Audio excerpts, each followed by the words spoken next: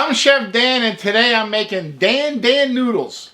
And I have to tell you that these noodles were not named after me. They were named a long time before I became a chef.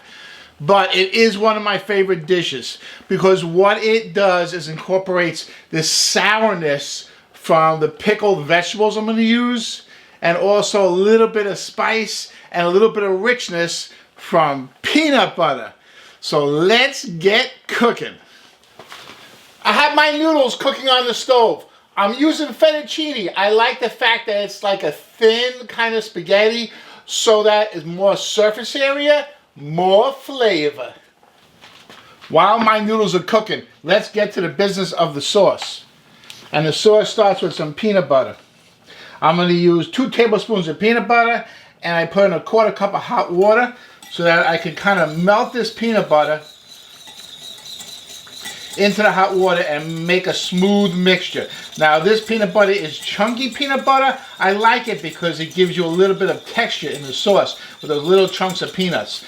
If you're allergic to peanut butter, don't use this. You can use sesame, you can use any kind of other like seed butter, but if you're allergic to peanut butter, be careful. I'm going to add 2 teaspoons of sesame oil.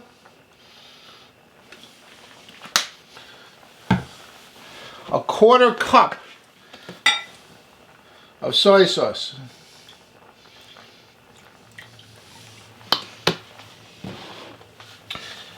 I'm going to add a tablespoon of sugar and 1 teaspoon of 5-spice powder. Ooh, that's smelling good.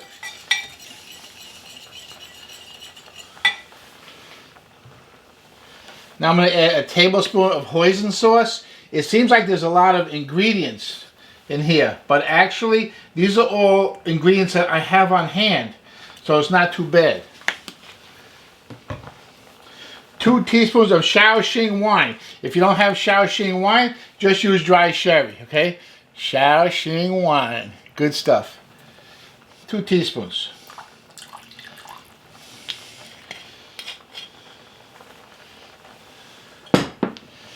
And now, crushed red pepper flakes. Dan Dan Noodles are traditionally a spicy kind of dish. We are going to use spicy pickled vegetables. The pickled vegetables are a little spicy.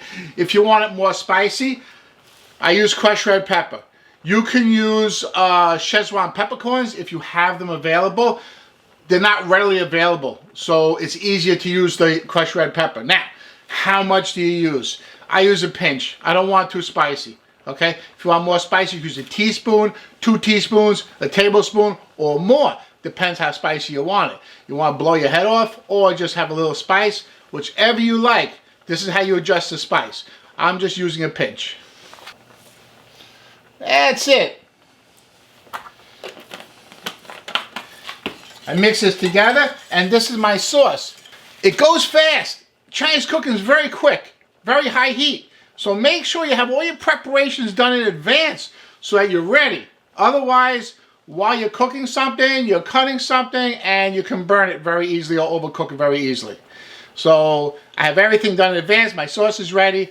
My pasta is going to be ready. And then I'm going to cook it 1, 2, 3, and we got Dan Dan Noodles coming right up. This is a fermented cabbage called kimchi. I use this instead of the pickled vegetables. It's very hard to find Chinese pickled vegetables unless you have a Chinese grocery store in your neighborhood.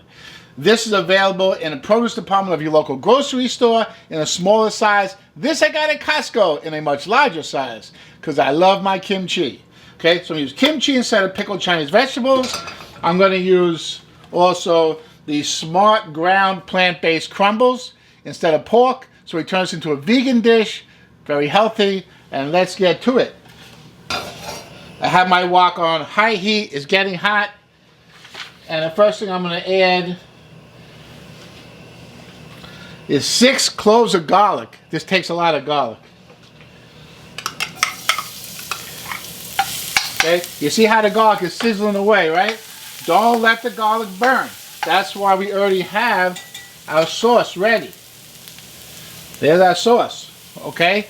So you don't want to let the garlic burn. So it just starts to turn a little brown. Add that sauce right away.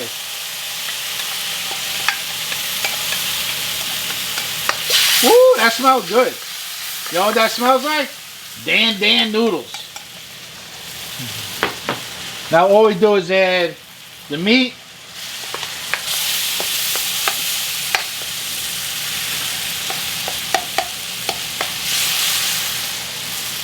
And the kimchi. Right, half cup of kimchi. I use 1 cup of meat.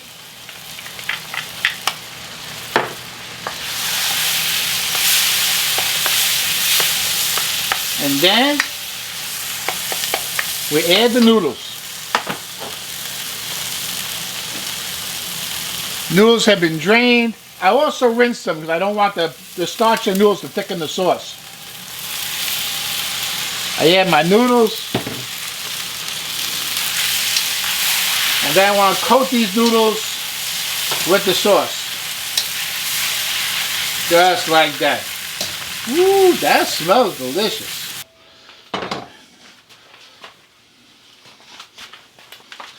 Hey, this dish is not complete until you garnish it with scallions.